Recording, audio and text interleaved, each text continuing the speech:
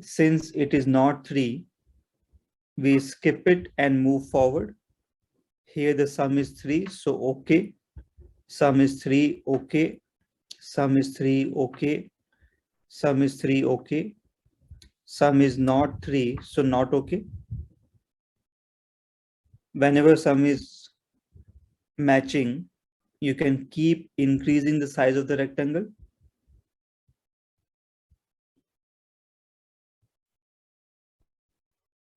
Number of rows will be simply k minus I plus 1. And for number of columns, you can simply count how many continuous OKs you got. So you got 4 continuous OKs. So size becomes 4 into 3, which is 12. We'll do this for every 2 fixed rows, similar to Kadane. Similar to what we did in finding maximum submatrix sum.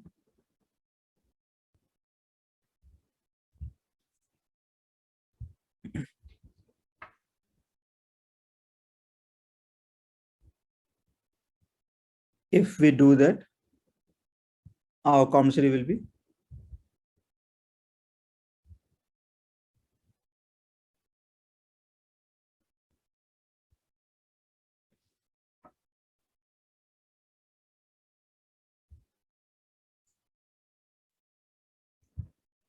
NM for computing the column-wise prefix sum. You remember, right? We need column-wise prefix sum.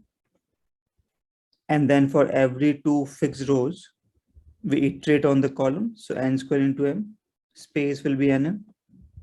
Exactly same as Kadane, only some conditions will change.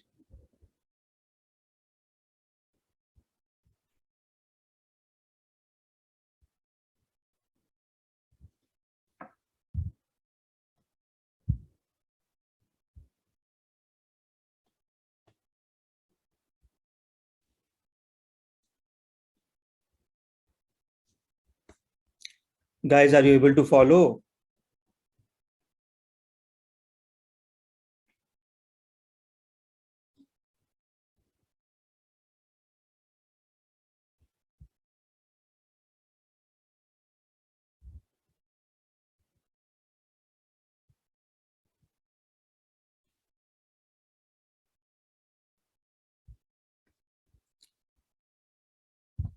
For a solution better than that, if I draw a line here,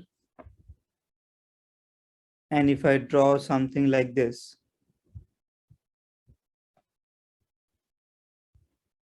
if I draw something like this,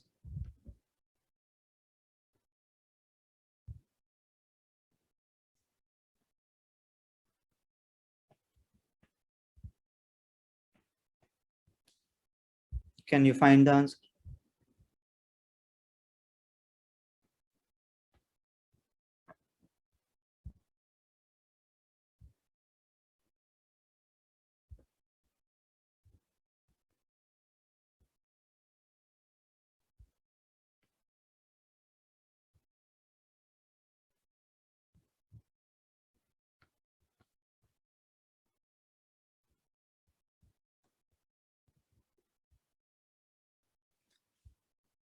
The problem reduces to finding maximum rectangular area under a histogram,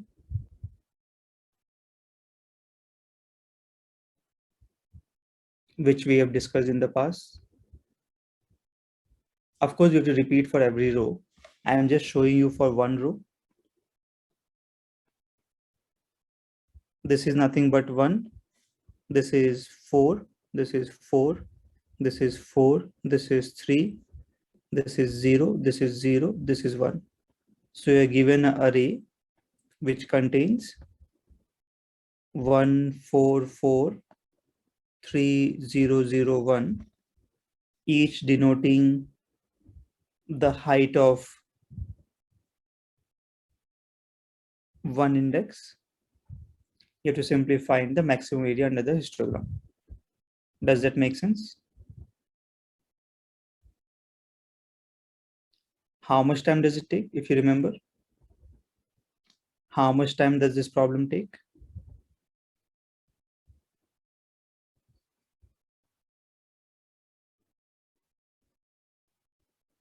We compute index of first molar on the left side. We compute index of first molar on the right side with the help of stacks. And then we find the answer for every position. It takes n plus n plus n time, which is nothing but big O of n. We'll repeat it for every row. We'll repeat it for every row. In this case, it is not n plus n plus n. This is m plus m plus m, because this is coming from number of columns. We have 8 elements here because we have 8 columns here. So for a single row, it will take big O of m. We have n rows. Can we say it will take n into m time?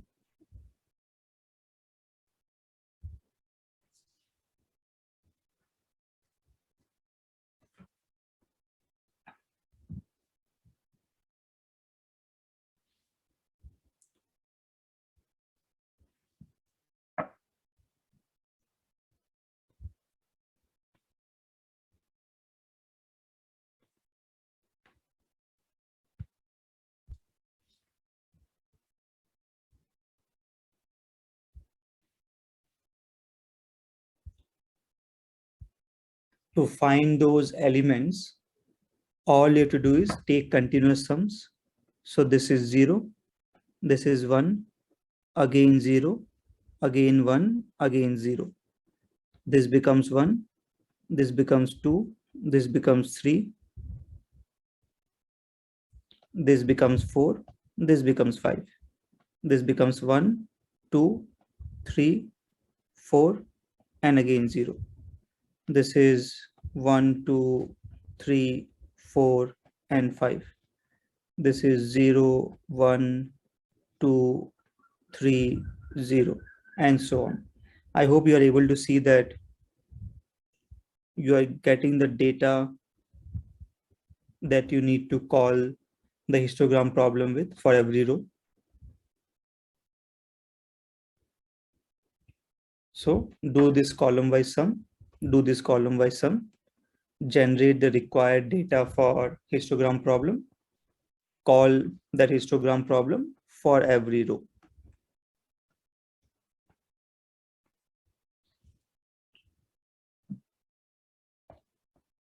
A different kind of solution. So these were more or less DP. These were more or less DP. This was brute force. And this is a different solution altogether.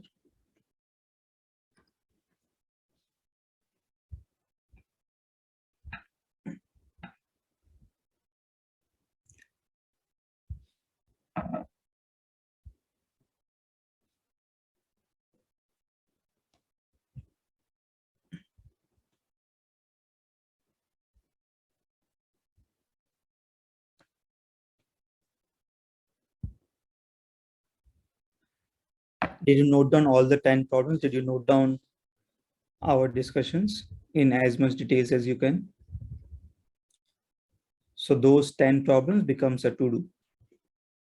This entire week, every day, you should try to solve minimum 3 problems on DP, so that by the end of the week, you'll be able to solve 15 problems on DP, which would be a good thing to do. Decent, not great, but decent. I guess you've already solved around 10 problems on DP. You have already solved around 10 problems on DP. 15 more makes it 25. Okay, so try to solve minimum 3 problems per day over the next 5 days on DP.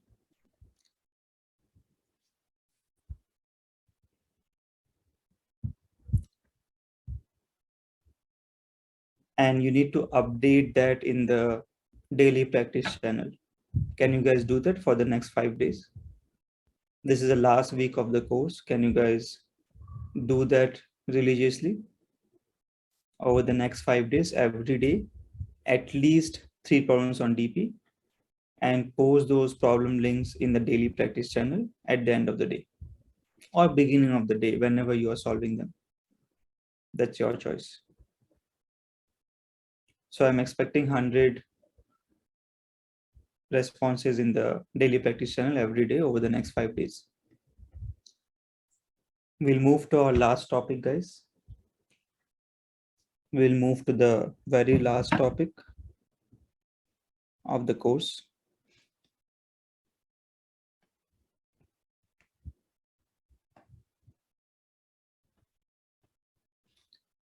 Which type of graph is this?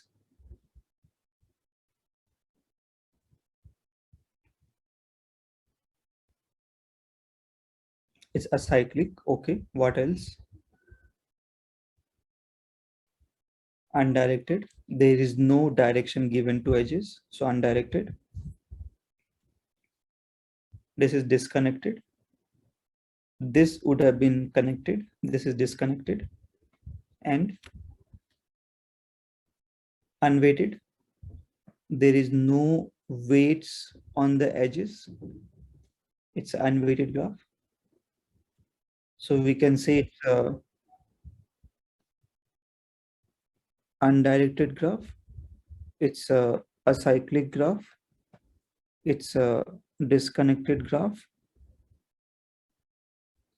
And it's a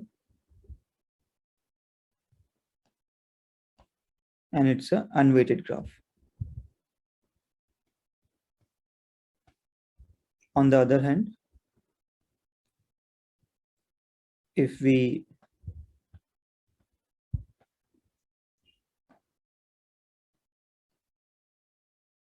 make it something like this, and we put weights on the edges, then what does it become?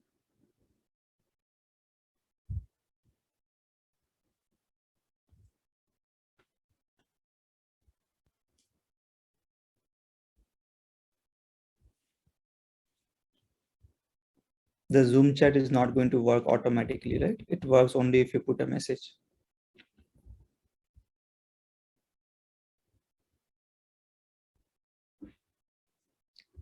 It becomes directed. It becomes cyclic. It becomes connected. And it becomes weighted. Are you sure?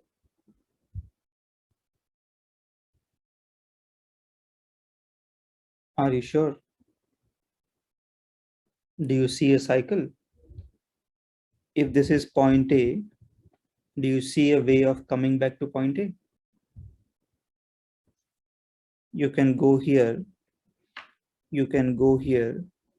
You can go here. But you cannot go here, right? This is not cyclic. This is a cyclic graph. And when you say connected, what is the meaning of connected? Connected means for every pair u comma v, there should be a path from u to v. If I say this is u, and if I say this is v, is there a path from u to v? Is there a path from u to v? No, right? Rohit and Sai Priyanka, on what basis are you saying yes? We cannot go from u to v, right? I hope you are clear.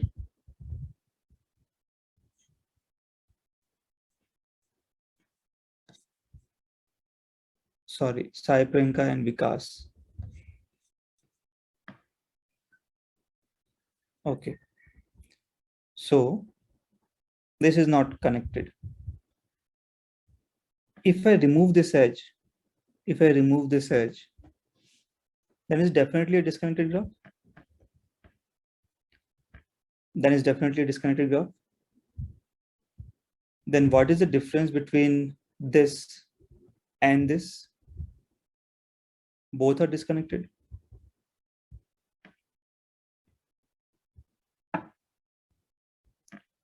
So this is also disconnected.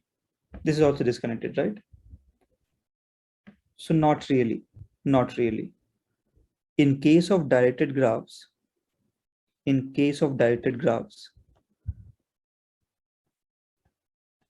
we either have weakly connected graphs or we have strongly connected graphs.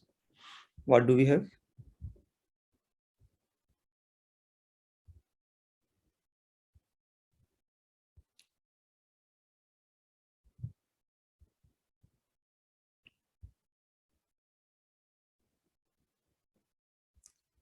We have,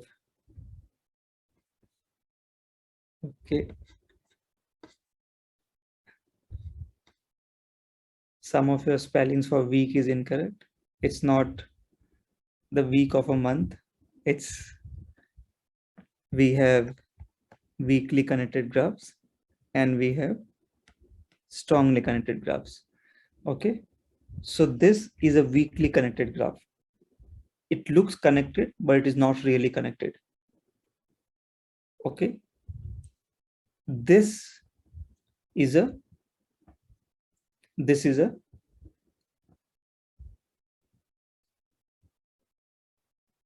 if I remove this, it becomes a disconnected graph, right? Please don't be confused. If I remove this, it becomes a disconnected graph. If this is there, it is a weakly connected graph. That is, there is a undirected path between every pair of vertices. If you consider this vertex U and this vertex V, can we say there is an undirected path between U to V? That is, if I imagine the graph without directions, can I assume there is a path from U to V? It is a weakly connected graph. Then what will be a strongly connected graph?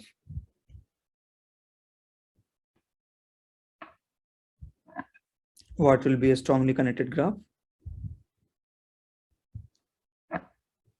There's a spelling mistake here. I'm just correcting it.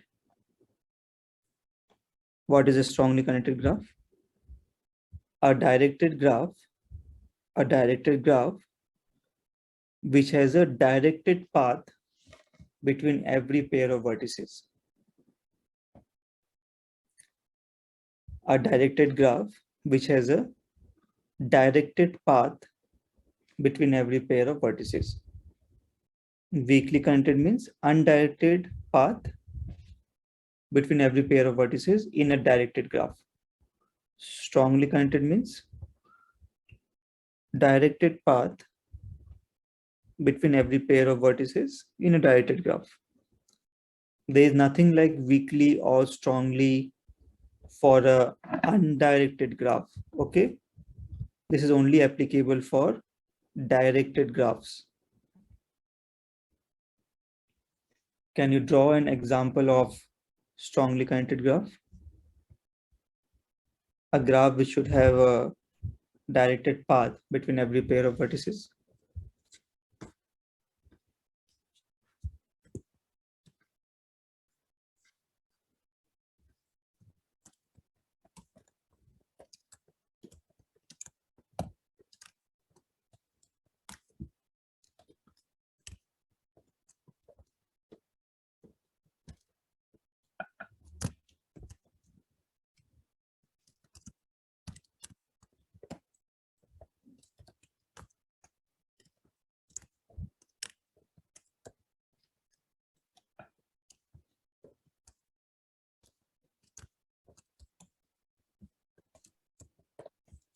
So both of these weakly connected and strongly connected are present in directed graph. Yes, these are only applicable for directed graphs. This is weakly and strongly connected. This is only applicable for directed graphs.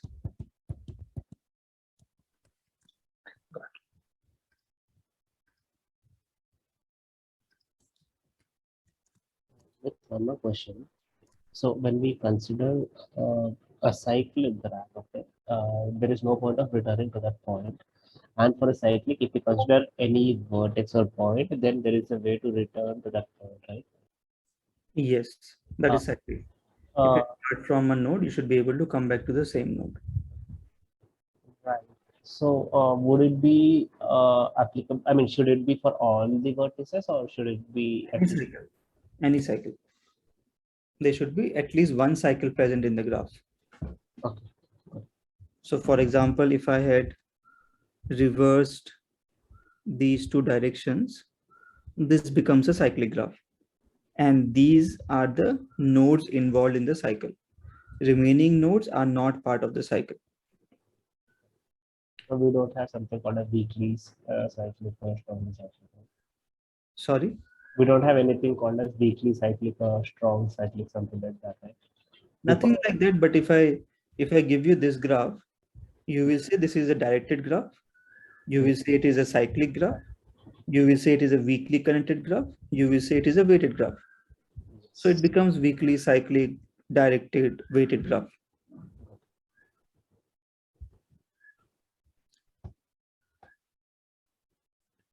So if I have a h from A to B, or h from B to C, and a h from C to A, it becomes a strongly connected graph. There is a path between every pair of nodes. There is a directed path between every pair of nodes. So from this, you understand that strongly connected graph must be cyclic in nature. We cannot have a cyclic strongly connected graph. That's not possible. And there is one more thing called simple graph and complex graphs. A graph which has multi edges, that is, between two nodes, there is more than one edge, something like this. This is called multi-edged graph. This is called multi-edge graph. Similarly, the ending point and starting point of an edge may be same. This is called a loop. More explicitly, self-loop. A graph which contains either multi-edges or self-loop is called a complex graph. A graph which contains neither multi-edges nor self-loop is called a simple graph.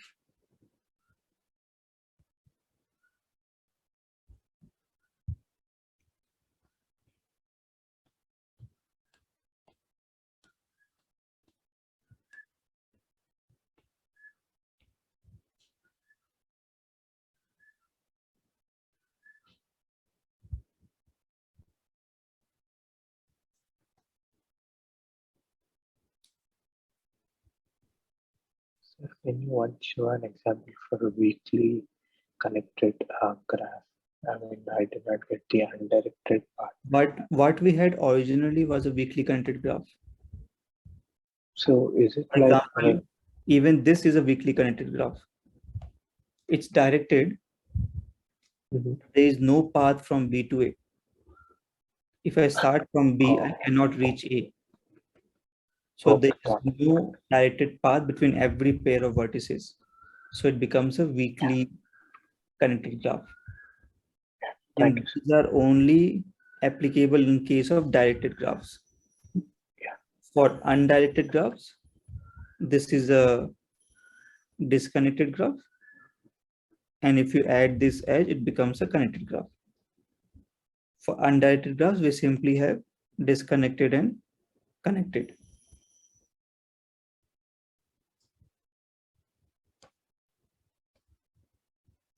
Everyone, are you clear? What type of graph is this?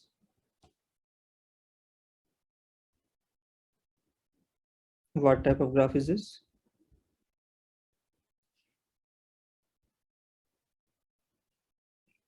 Guys, answer from here, no? You have 5 things.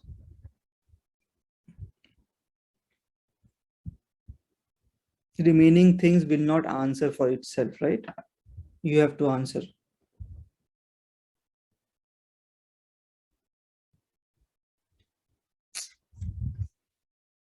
My God, I find it very difficult to take session when some of you don't understand what I'm asking you to do. This is a complex, undirected, cyclic or acyclic. This is definitely undirected. This is definitely connected. This is definitely unweighted. This is definitely complex. What about cyclic or acyclic? Acyclic. Why? Can't I reach from A again to A?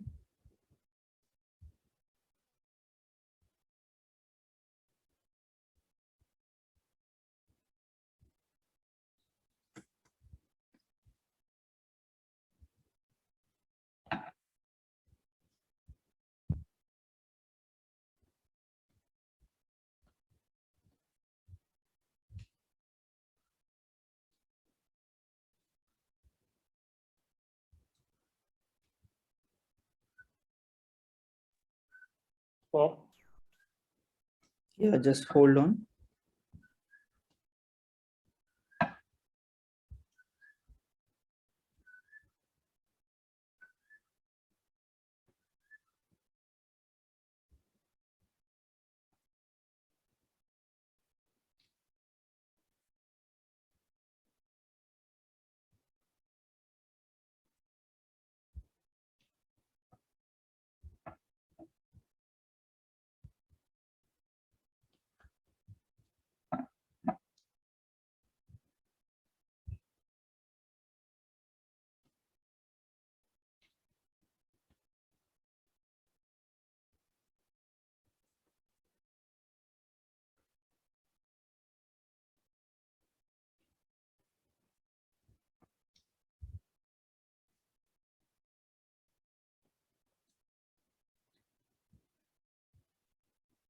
Yes, Prasad, you had a doubt.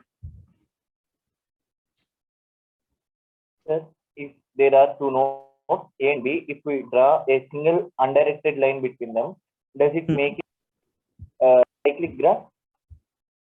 Does it make it? Cyclic graph? No, because in a cycle, you cannot iterate on the same edge. You cannot iterate on the same edge. So if this is edge E1, you cannot say that I will go from A to B using E1 and again B to A using E1. You cannot repeat a node. You cannot repeat a node or an edge in a cycle. So if you look at this example, we are going from A to B using E1 and we are going from B to A using E2. So hence we are calling it a cycle.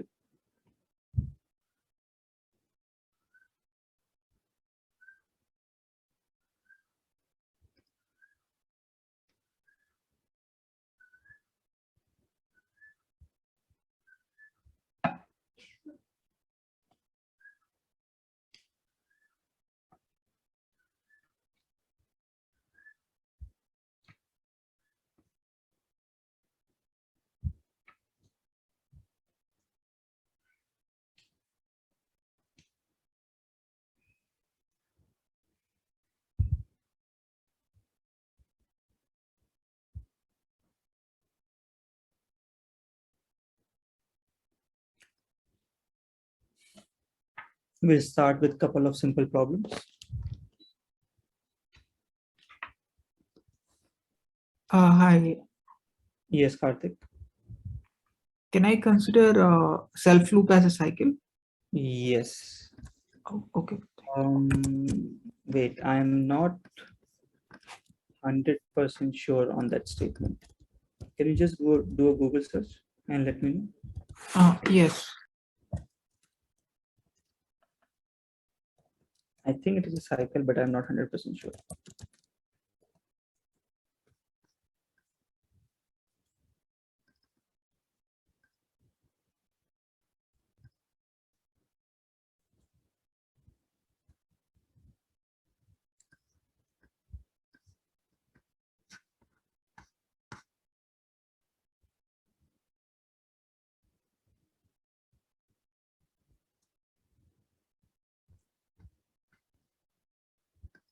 Okay, in fact, I would like everyone to note that down as a to-do. Is loop considered, is self loop considered a cycle or not? Okay, moving forward.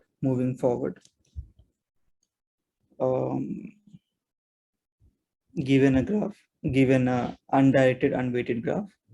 Okay, so things like whether it's a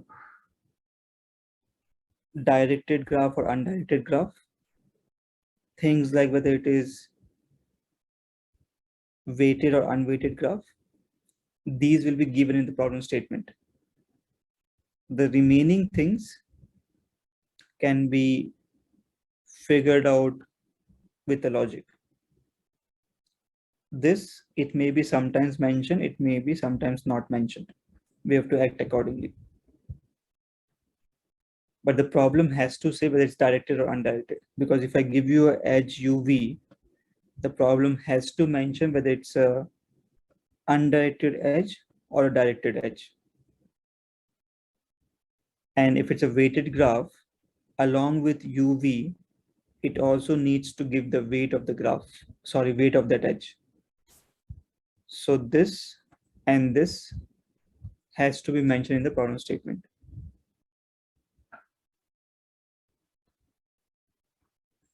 So the current problem says that given an undirected, unweighted graph and given two nodes, say S and D, say for example, S is 6 and D is 4, you have to simply check if there exists a path from S to D. So if S is 6 and D is 4, the answer will be false. There is no path from 6 to 4. On the other hand, if S was 12 and D was 13, will end up returning true. Are you clear with the problem statement?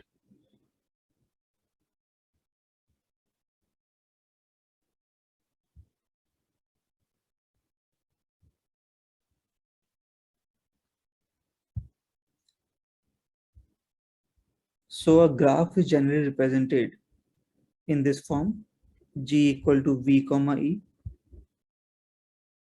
where V is nothing but the set of vertices. So V is nothing but set of vertices. In this case, we have vertices numbered from 1 to up to 13, and E is nothing but set of edges. For example, we have an edge between 5 to 7. We have an edge between 3 to 9, and so on.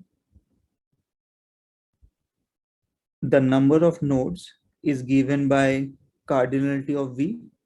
The number of edges is given by cardinality of E. Nothing but size of V and size of E. Are you clear with these points?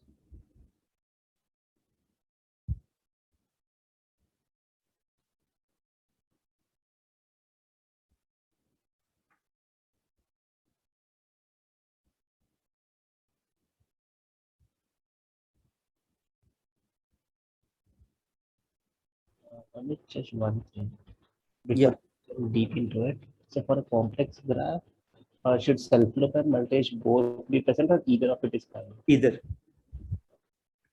Either one of them. Sure.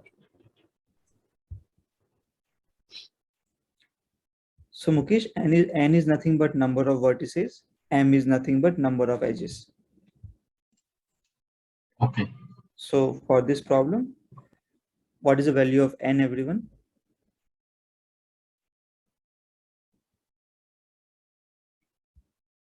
What is the value of n, everyone, for this problem? 13. And what is the value of m?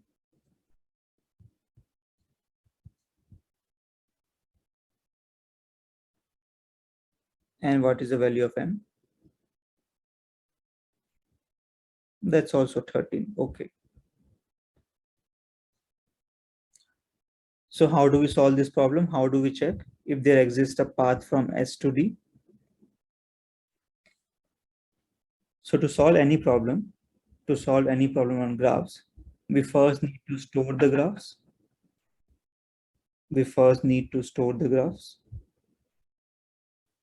For graph storage,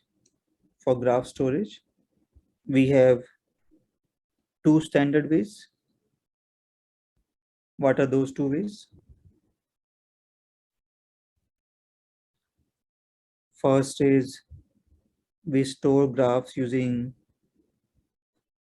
adjacency matrix. Next is we store graphs using adjacency list. For any graph problem, the input will look something like this. We'll have number of nodes and we'll have number of edges. That is the first line of input will contain n and m, number of nodes and number of edges. It will be followed by m number of lines. It will be followed by m lines, each line describing an edge. For example, if there is an edge from 12 to 6, it will say there is an edge from 12 to 6. That is this edge. If there is an edge from 1 to 8, it will say there is an edge from 1 to 8. If it's a weighted graph, say the weight here is 5, say the weight here is 10, it will say 12, 6 and 5. That is U, V and W. If the weight here is 10, it will say 1, 8 and 10. Are you able to understand? These M lines will either contain UV or it will contain UVW, depending on whether it's a weighted graph or unweighted graph.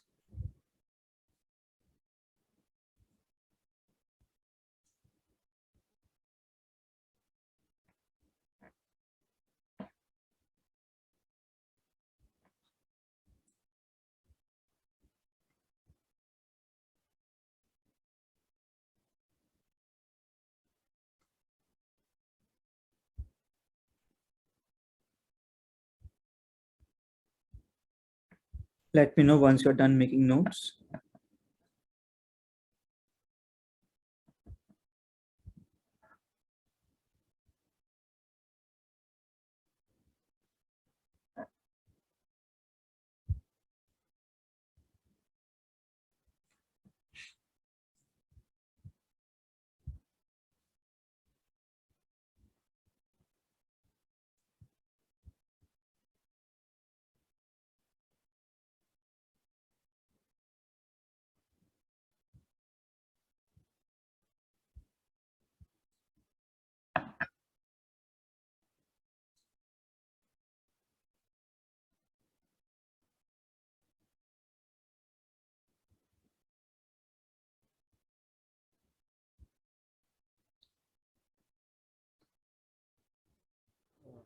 How are they actually stored in matrix and list? We'll come to that.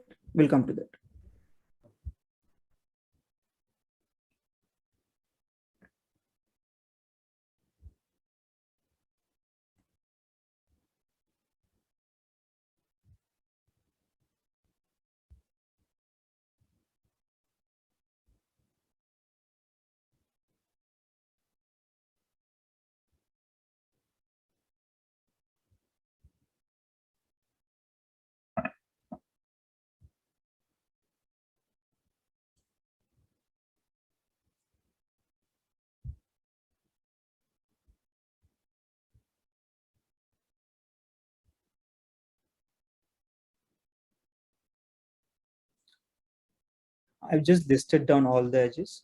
Please cross check if they are correct or not.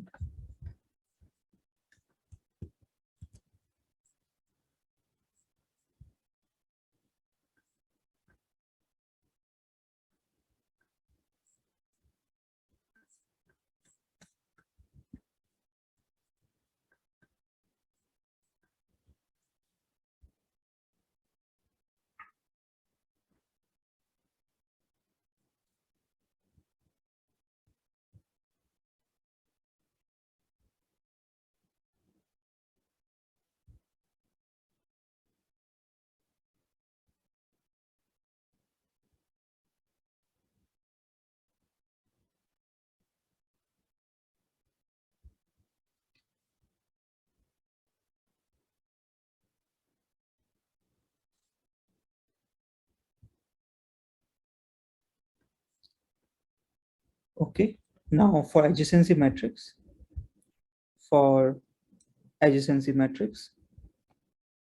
after reading N and M, we'll simply declare a Boolean graph matrix of size n plus 1 by n plus 1, and somehow we'll initialize everything to false.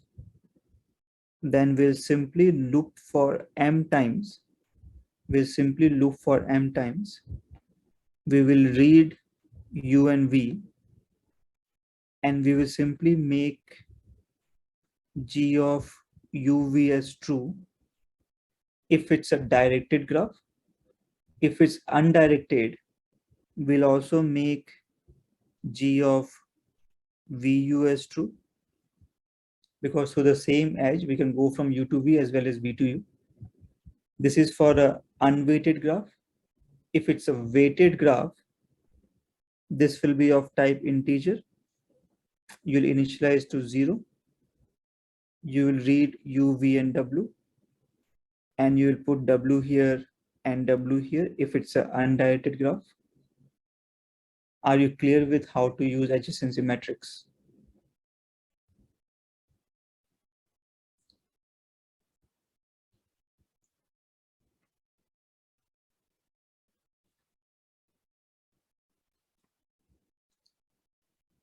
Can you write the entire code starting from scanning? I'll repeat it, Mukul.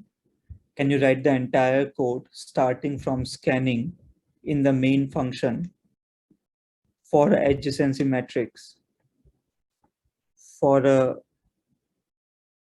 directed unweighted graph?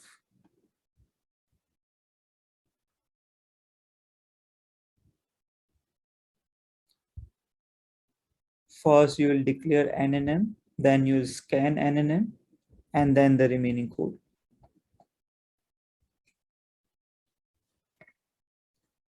Write this code, everyone. Yes, Mukul, which part is not clear? Integer part or Boolean part or both? So Mukul, what I'm saying is if it's a weighted graph, we'll have the weight here. That is the weight of the edge from 6 to 12 is 5. The weight of the edge from 7 to 5 is say 10, and so on and so on. So instead of declaring a Boolean matrix, we'll declare an integer matrix. We'll initialize everything to 0. For m times, we will read u, v, and w. So this becomes u, this becomes v, this becomes w. So in g of 6, 12, we'll put 5, and in g of 12, 6, we'll put 5 again, and so on. Since now we have weights, Boolean will not be sufficient. We need integer. Is that clear, Mukul?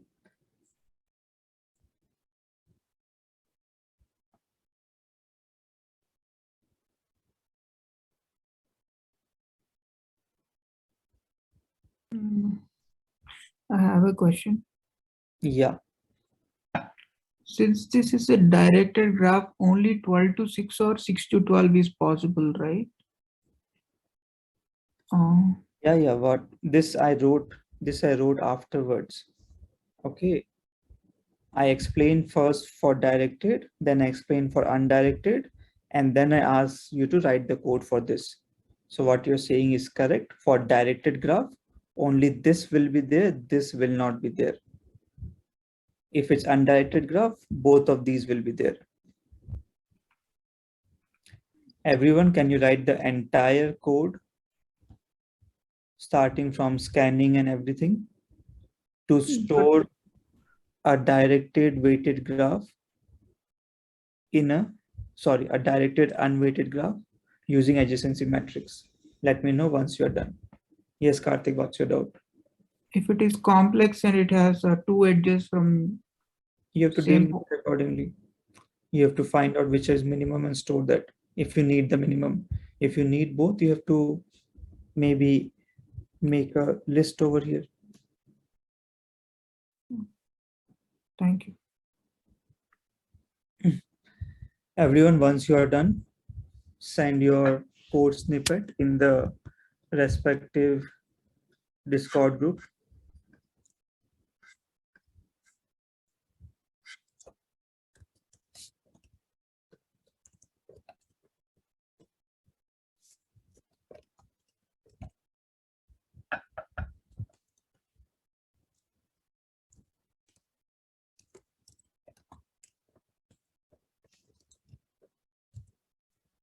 I don't want pseudocode. I want entire code in your language of choice with proper syntax in the main function, starting from scanning.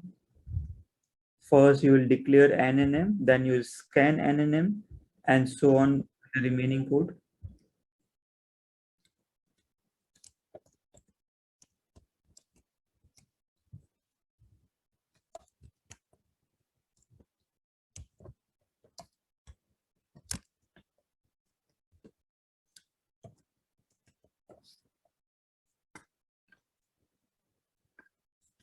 You need to share your code in the in-session channel. Whatever code you wrote on pen and paper, take a pic of it and share it. Again, I'm not looking for system code. I'm looking for pen paper code.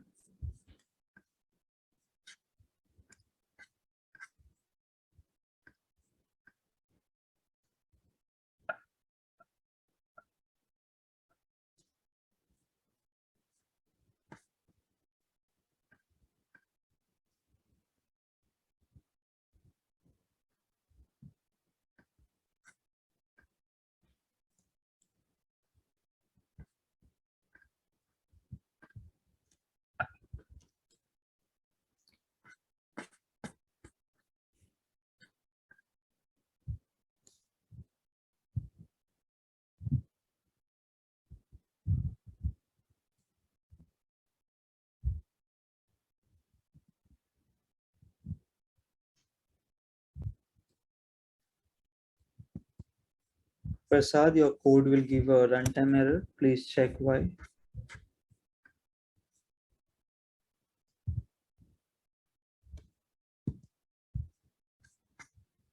Others, what about you? I'm waiting for your code. Should not take this much time. It's hardly 6-7 lines. Basics, scanning and storing, that's it. Sir, Prasad here. Yes, Prasad. Is the runtime error regarding the loop or something else? I don't know. Figure it out. If that is about loop means I have decreased it in the first statement, sir, in the loop.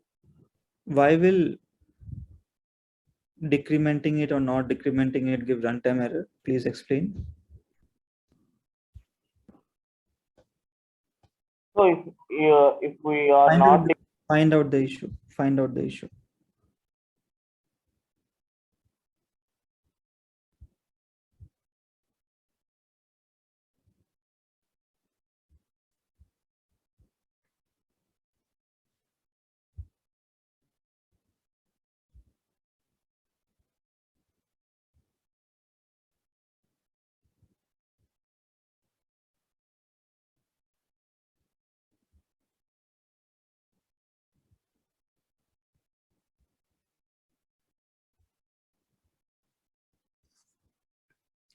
It's not difficult, guys. Can you guys finish it and post it? It should not take this much time.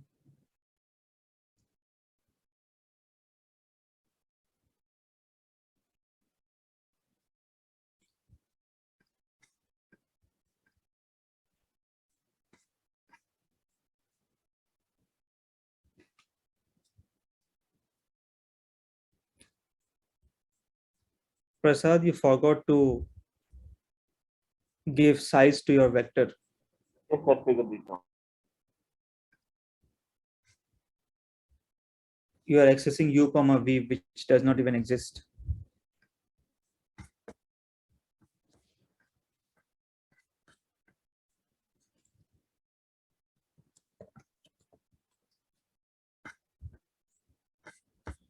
Yes, other students are able to hear me. Can you share your code in the in-session channel in the Discord group? I got only 3 codes from Mohammed Beg, Manjunath, and Raviteja, what happened to others?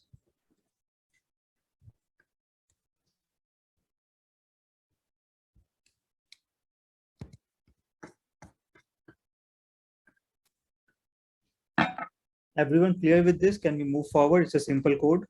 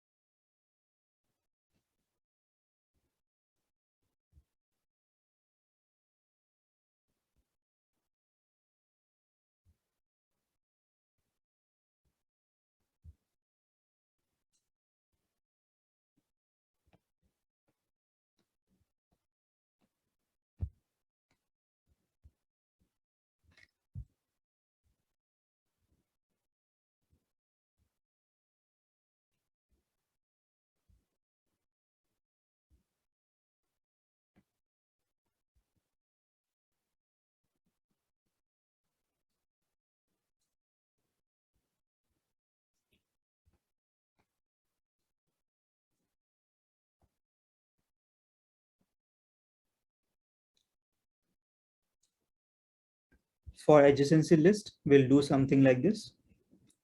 We'll create a list of size n+1.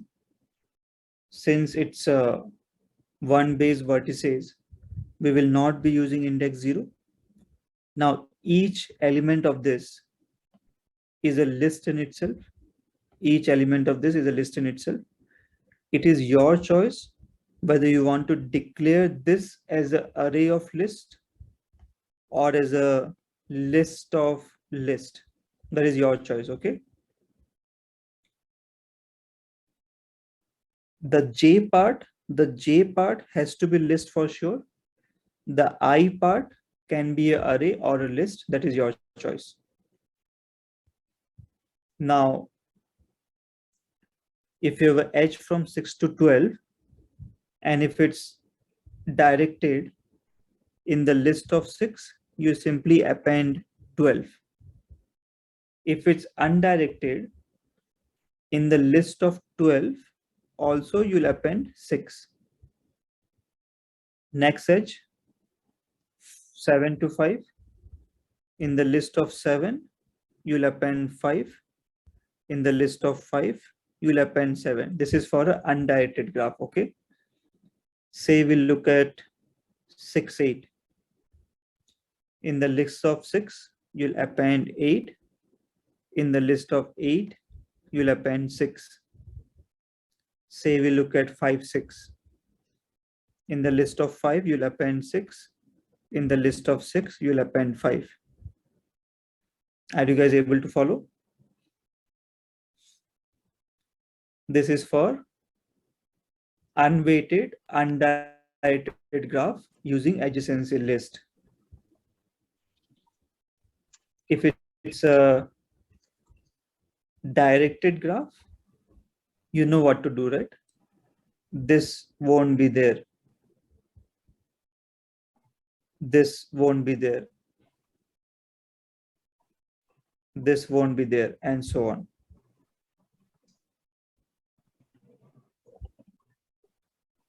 You are clear with directed graph as well. If it's a weighted graph, you'll have some weight here, say 5. You'll have some weight here, say 10, and so on.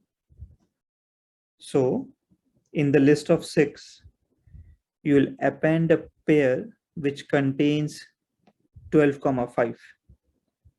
That is in the list of U, you're appending a pair which contains V, W.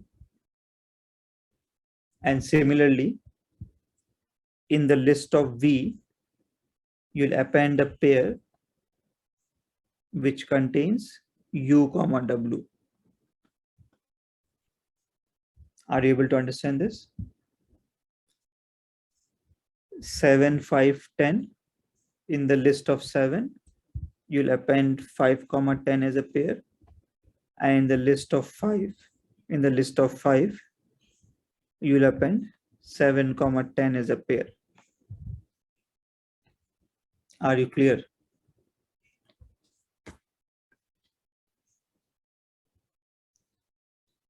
Now to start with, all I want from you is, how will you create this list of list or array of list for a weighted graph as per your language of choice? I just want one statement. Are you able to understand? The way you created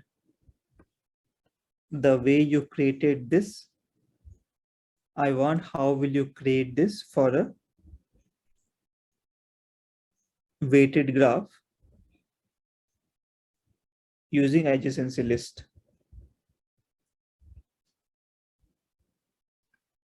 I just want that one line of code as per your language of choice.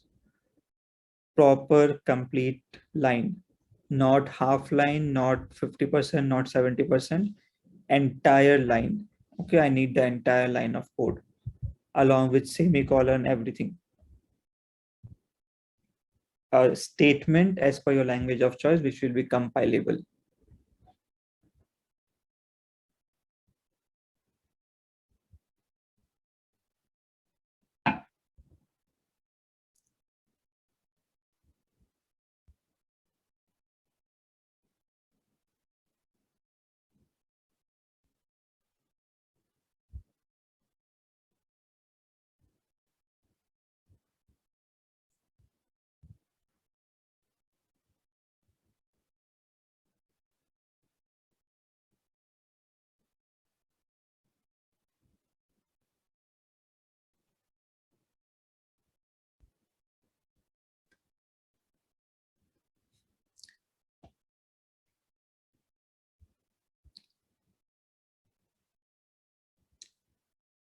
Mohammed Beg, I need it for weighted graph.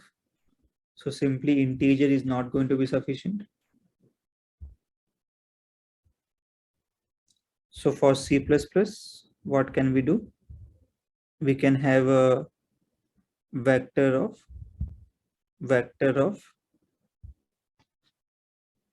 for C++, we can have vector of pair of int comma int g of size n plus 1.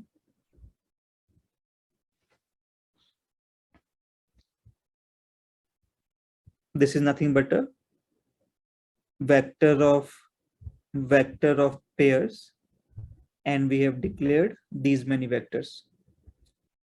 Alternatively, if you want, you can have a vector of pair of int comma int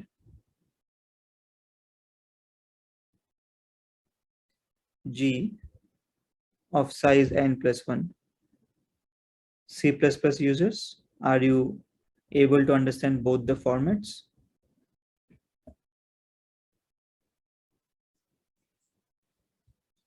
Here we have declared vector of pair of int comma int. Here we have declared array of vector of pair of int comma int. Note that these are square brackets, these are round brackets. There is a difference. Okay, this is an array of vector of pairs. This is a vector of pairs. Okay, C++ users. Java, what can we do?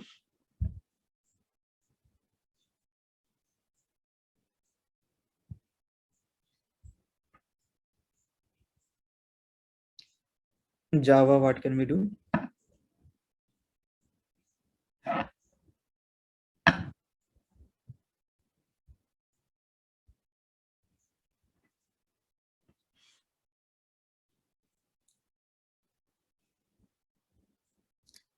We can have a array list of array list. So list of, we can define our custom class called pair. The pair class can have two integers, v and w, something like that. G equal to new array list of pairs. After that, you have to iterate for n+1 times, and you have to create those many lists.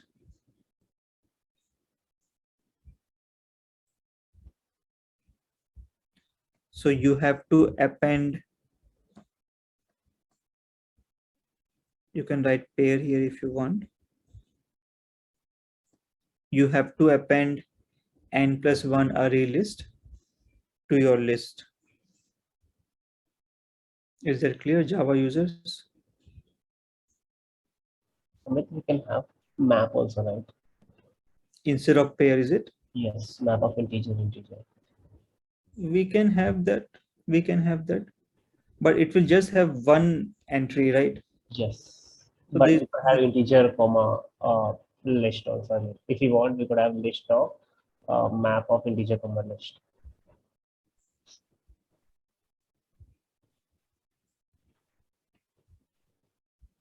Repeat again. List of map of integer comma list. List of map of integer comma list. Yes. But that will be only work for a unweighted graph, right? For every list element, we want basically a map of list, right? What will the map of list contain? Like, what do you mean by map of list? One second. We have it next time. Inside each list, we are just linking up elements, right? For each lookup of elements. Think again. Think again.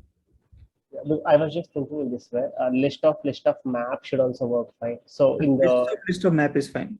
yeah, in the solution also, I am confident, so I have written that solution. But list of map is I'm not sure. I'll just think Yeah. of. List of map is fine. Yeah. But that map will have only one entry. Yes. Only one v comma w. Correct. Yeah. Sure. Or as Yashwant pointed out, you can just use integer comma integer. But list don't have two parameters, right? Integer comma list of integers. That is incorrect. I think that format, the syntax is supported. Yashwant, is that syntax supported? No, or list don't have. Yeah, I was about to ask that. Okay, you are about to ask that. Okay. List don't have one connection to it. It has only keys. Yeah, it doesn't support. Yeah. Okay. Okay.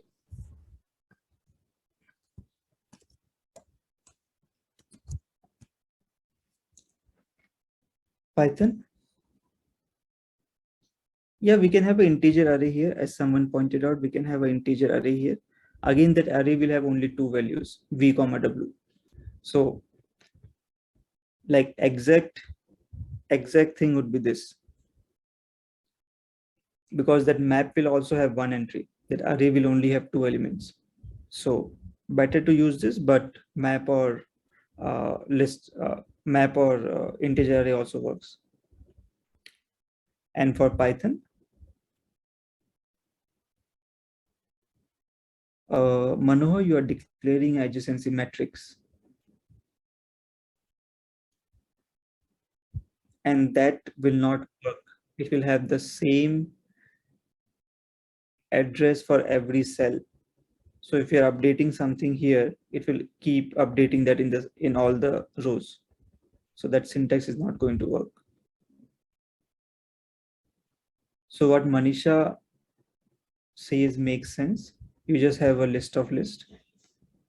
And Manisha, it should go till n+1, not n, because our vertices were 1 based, but indexes are 0 based. So it should go till n+1. Everyone, are you clear?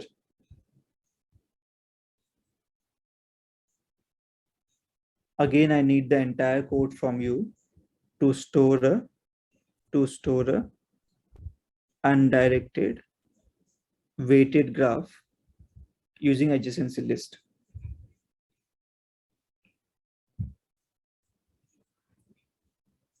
I need the entire code in the main function, starting from scanning to store a undirected weighted graph in adjacency list.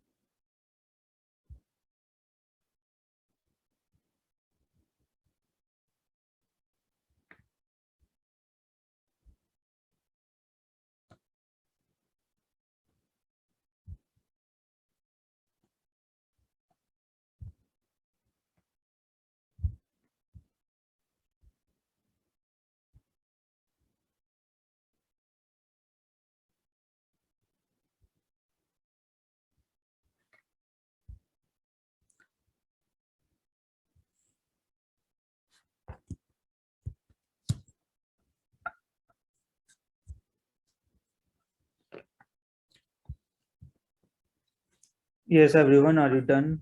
Please share the code in the respective Discord group.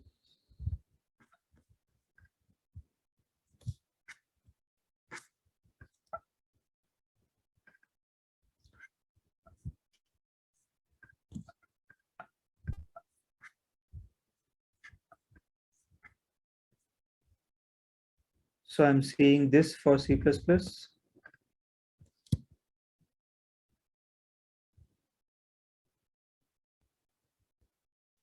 In G of U, we are pushing back a pair of V comma W, and in G of V, we are pushing back a pair of U comma W. That is done. What about Java and Python?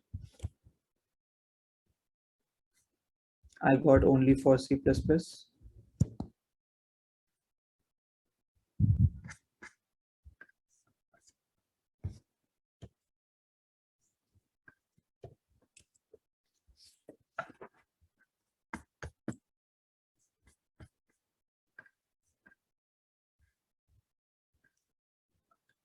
This is for Python.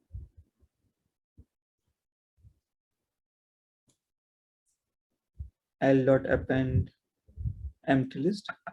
Better to name it G, okay? Better to have the graph name as G. And UVW, and then in L of U, we are appending a tuple having V comma W, and in L of V, we are appending a tuple having U comma W.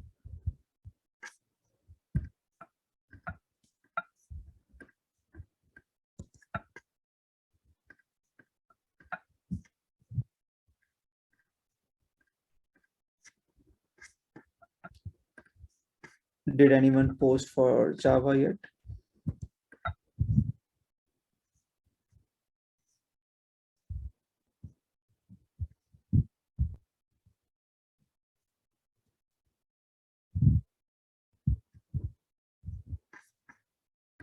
Something like this. We'll have buffered reader or scanner, right? Then we'll read a line. We will have NNM from that. The declaration is missing. Samrat, the declaration is missing for the graph. Then you look for M times. Better to use a variable like I or something. And then you will get U, V, and W. In U, you will add a new pair containing V and W. And in V, you'll add a new pair containing U and W. I hope you are able to see my screen, right?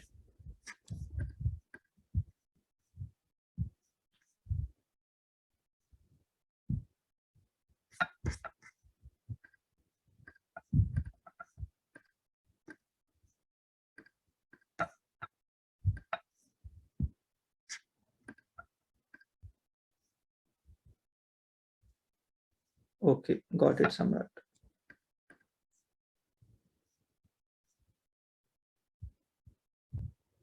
Yeah.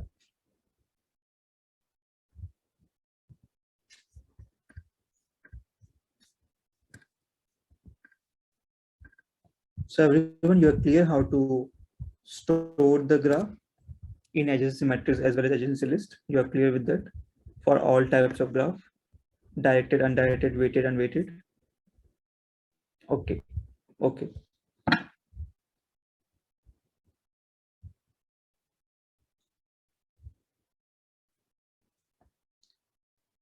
Pros and cons of both the approaches.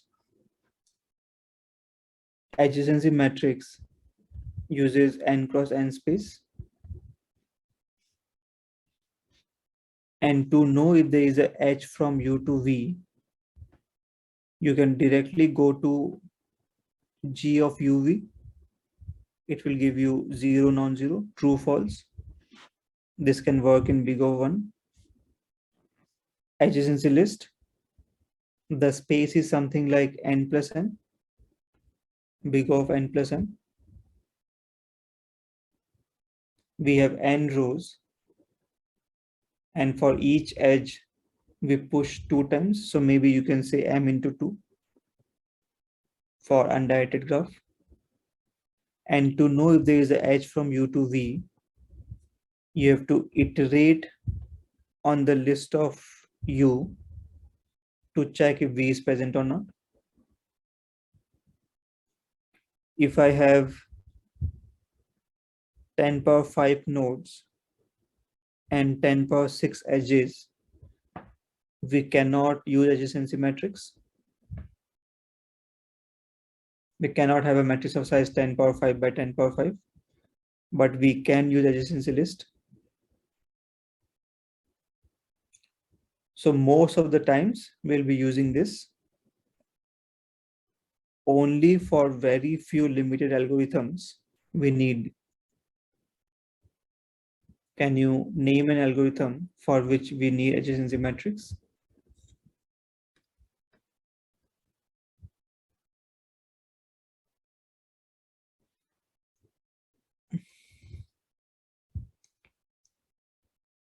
Okay, Prims. We have something called Floyd-Warshall. Yes, all pair shortest path. We have something called Floyd-Warshall, which uses adjacency matrix. In most of the other scenarios, we'll go with adjacency list because of its obvious advantage from the space perspective.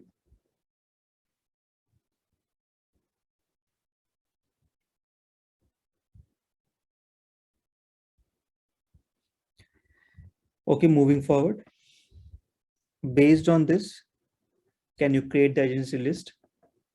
That is, in the list of 6, push 12. In the list of 12, push 6. In the list of 7, push 5. In the list of 5, push 7.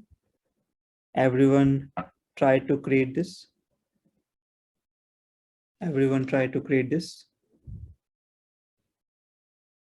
with the help of this.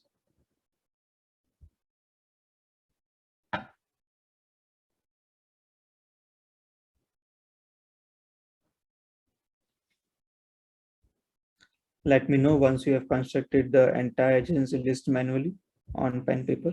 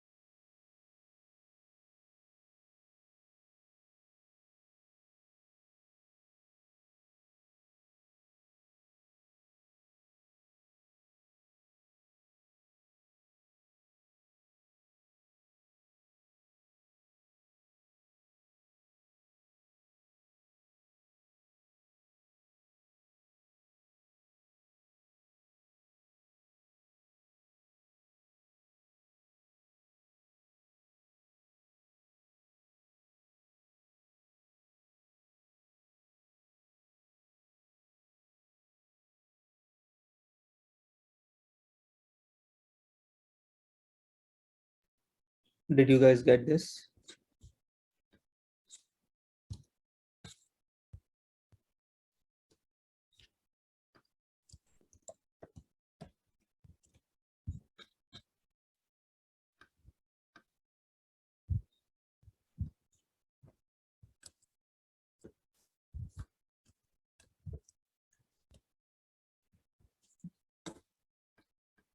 Okay, okay. Now coming back to our problem, given source and destination, you simply need to check if there exists a path from U to V or not, right? From source to destination or not. We have scanned the graph and we have stored the graph in adjacency list, which is going to look like this. So how do we solve this? How do we solve this? We simply use, some of you may know already, we simply use graph traversal. We have two types of graph traversal. One is BFS, breadth first search, and the other one is DFS, depth first search. Let's go with BFS first. So what we'll do is, say let's consider this example. We'll start from 12. We'll have 12. We'll remove 12 and we'll go to its neighbors. 12's neighbor is 6, so we go to 6. Then we go to neighbors of 6. Neighbors of 6 are 12, 8, 5, and 1. 12, 8, 5, and 1. Do you see an issue? Do you see an issue? We have pushed 12 again. We already had taken 12. If we do this, we will keep pushing the same node again and again. So we need to maintain a visited array. Initially visited of everything is false. The moment you have 12 here, you make visited of 12 as true. When you remove 12 and you kept 6, you will make visited of 6 as true. When you remove 6, you'll go to neighbors of 6, which are 12, 8, 5, and 1. You'll only keep the unvisited neighbors and you will mark their visited flag as true, and so on and so on. You'll remove 8. Unvisited neighbors of 8 is only 2. You'll remove 5. Unvisited neighbors of 5 is only 7. You'll remove 1. Unvisited neighbors of 1 are 13 and 10, and you got 13, and you'll end up returning true. Did you understand BFS? This is nothing but a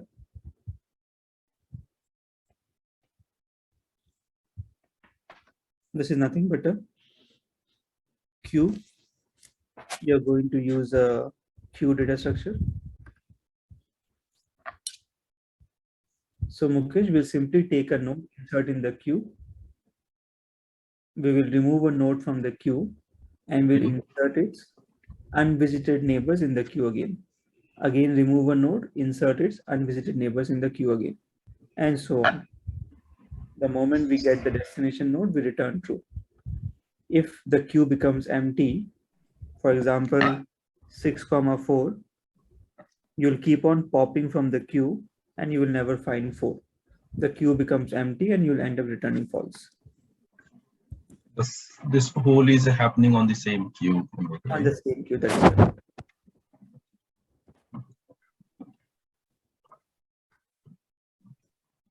Everyone, can you try writing the code for BFS?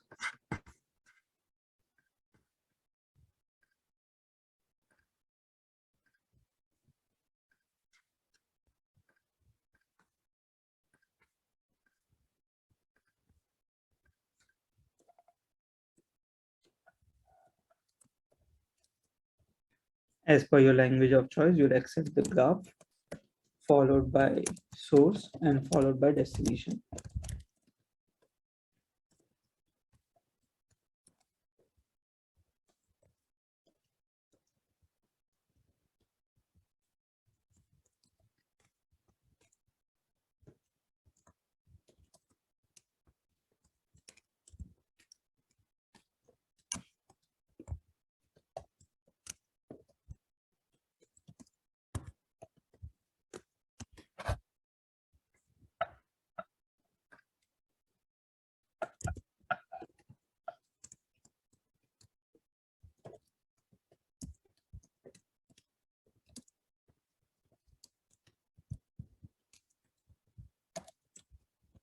You can skip this part. You've already written this part. You only need to complete the BFS function. Accept it in proper format as per your language of choice.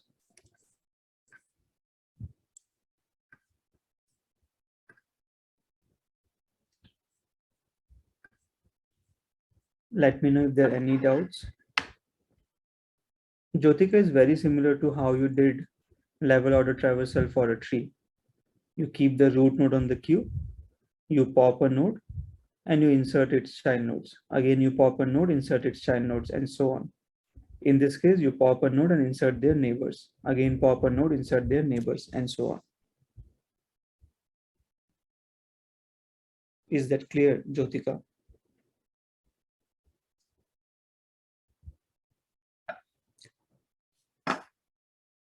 Session will be extended by 15 to 20 minutes. Please be prepared.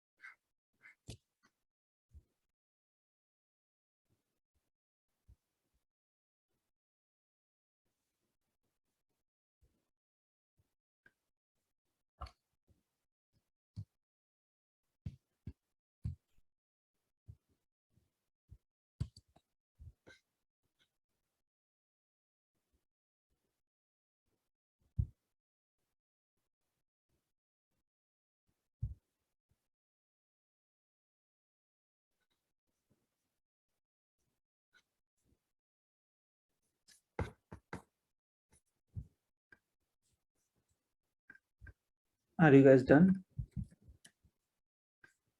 First, let us extract the size of the graph. So int n equal to g dot size.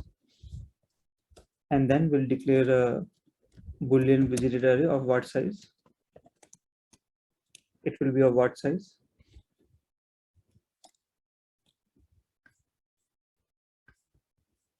Its size will be n plus 1. But isn't the value of n already n plus 1? Because n is coming from g dot size. G dot size is already n plus 1. So this should be n itself. Then as per your language of choice, you'll declare a queue of type integers and you will push the source into the queue and you can make visited of source as true. And then simple, you simply iterate on the queue until the queue size is non-zero or queue dot empty, whatever you want to use. Then you will pop a node from the queue. You'll pop a node from the queue, let's call it u. And then you'll iterate on neighbors of u using something like this. You'll go to the uth list of the graph, you'll iterate on the neighbors. And if visited of v is false, only then you will insert v in the queue and you will make visited of v as true.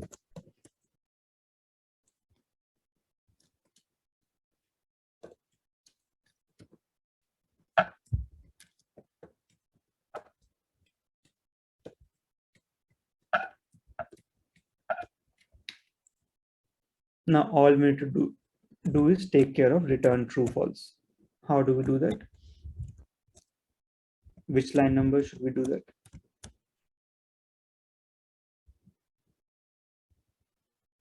Line number 12. Okay. We can check here if v equal to d, return true, and at the end return false. This is one way of doing it. Another way can be, we can check while popping. That is, whatever the pop node is, you can compare that with destination and you can return true. This can be the second way of doing it. Of course, it will also need return false at the end. Are you able to understand how I am clubbing the lines? First method means you need this and this both. Second method means you need this and this both. Third method can be, you can simply return visited of destination at the end. This can be the third method. If after your entire BFS, D is visited, this will be true, otherwise it will be false. This is another way. Are you guys clear?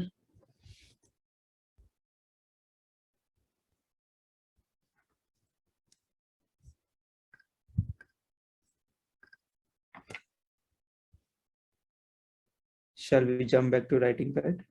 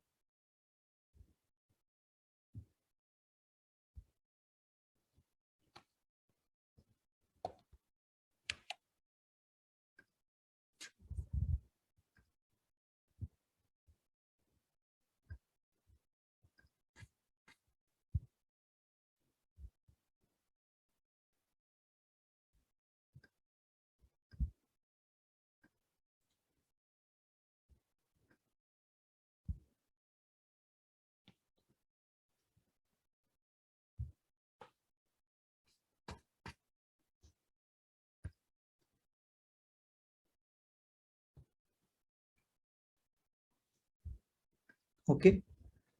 So we were discussing graph traversals. We are done with BFS. Let's quickly discuss DFS as well.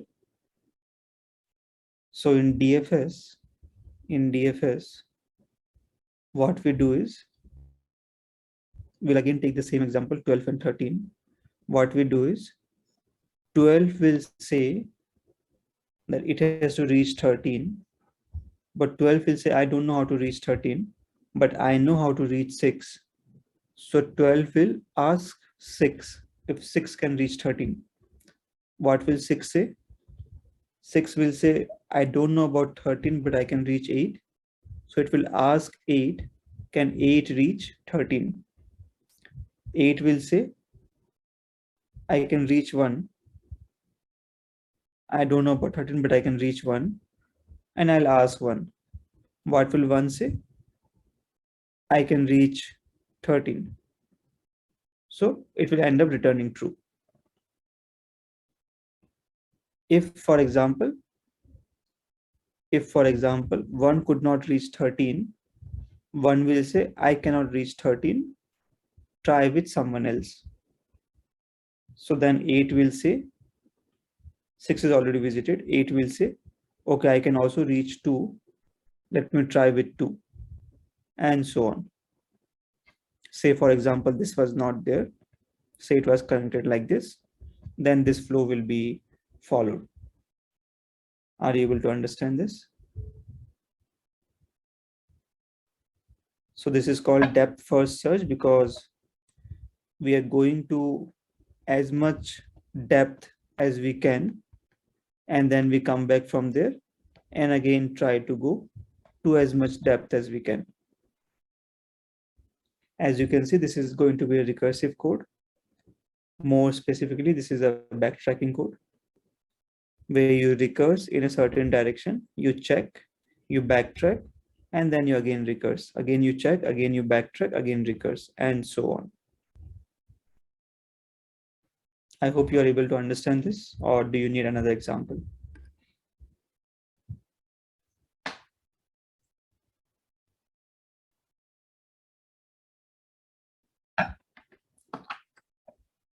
No means it's not clear, or do you need another example?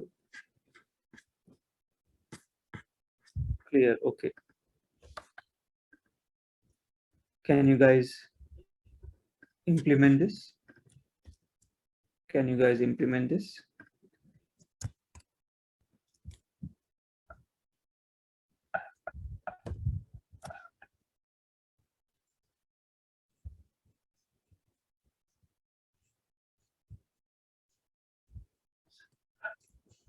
I hope you understand that even for this, you will need a visited array.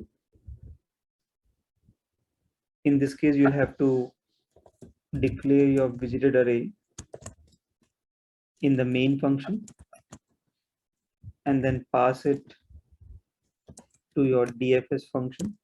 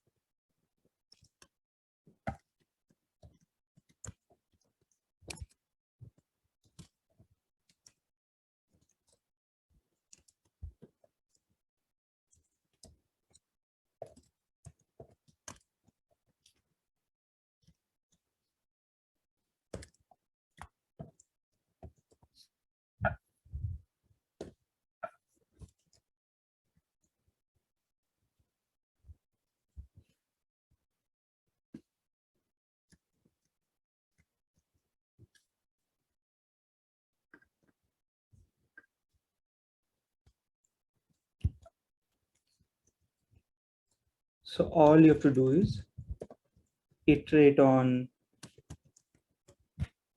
the neighbors of S and invoke DFS with G visited. Now your source becomes U and destination remains same. Of course, there will be other things around this, but this is kind of the core logic, right? Iterate on all the neighbors of S. For every neighbor, call the DFS function. So this U becomes your source node. There will be other things around it, but this is kind of the core part. Anyone done?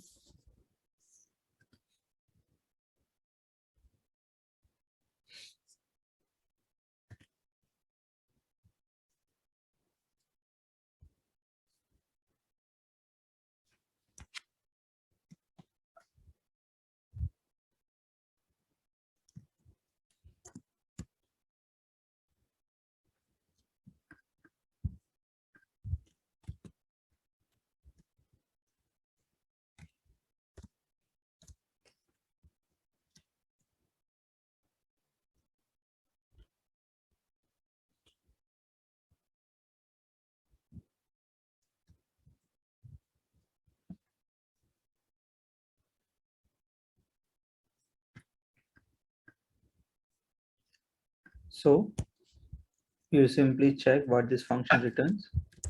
If you can reach destination through U, through the node U, if you can reach the destination, you'll return true.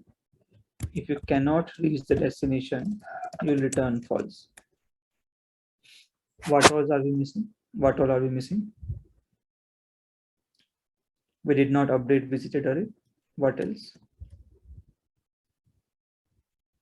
Base condition. So base condition, if U is same as D, we can return true. What about visited array? When do we update? How do we update? S equal to D. If S equal to D. That is correct. If S equal to D. What about visited array? When do we update?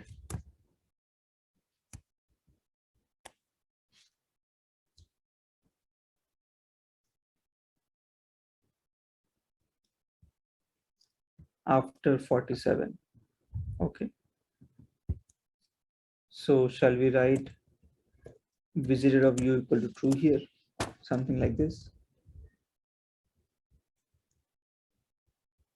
Okay, since it's quite late and you guys are not really responding, can we say that if visited of U is false, then make visited of U as true and only then make the function call? Can we do this? If we are doing this, you can see that we are marking visited before calling the function.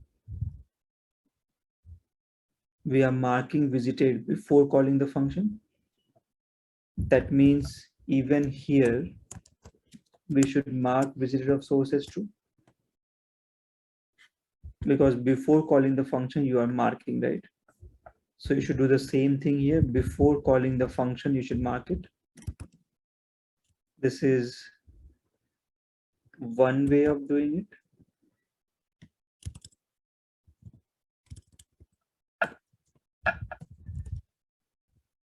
Second way can be, you don't mark and you don't check before calling.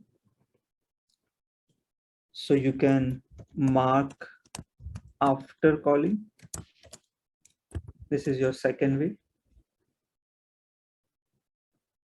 But in this case, you may end up calling the same node again, right? Since you are not checking for this, you may call with a node which is already visited. So if you are calling a node which is already visited, you will simply return false from there.